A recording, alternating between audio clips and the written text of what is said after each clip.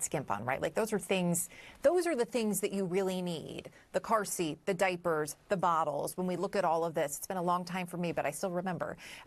When you look at those products in the short term, how concerned are the parents that you're hearing from? What is the real world impact that they're feeling in terms of their own budgets? We're hearing anxiety, we're hearing worry.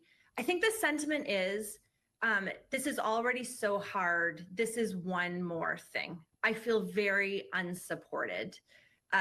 We think this is an unintended consequence of the tariffs. We actually think all Americans want to support people who are having babies. And now there is this extra tax up to $1,000 where people having a baby are now paying that to the government in the form of these tariffs. You put out an ad in the Washington Post. The headline was "Babies deserve love, not tariffs." What has the response been to that message? Have you had any feedback from, say, elected officials in Washington? We have had very positive feedback across the board. It actually feels very uncontroversial. And what the industry is actually asking for is a reprieve. These are small to medium-sized companies. Just like Babyless, they exist because they love babies and they're supporting families. They've created great products that keep our babies safe. And they're actually asking for like a beat. So they can now invest in their supply chain in this new normal.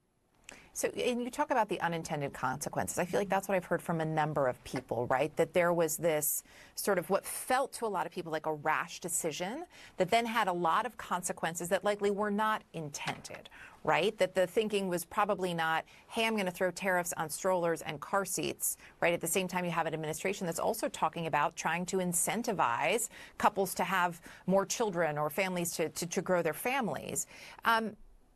Do you think that there is any wiggle room there in terms of, you talk about the positive response to that ad, do you think there's some room for discussion even for you to have with, whether it's the White House, whomever it may be, in terms of reaching out and just saying, hey, we want to let you know what the reality is?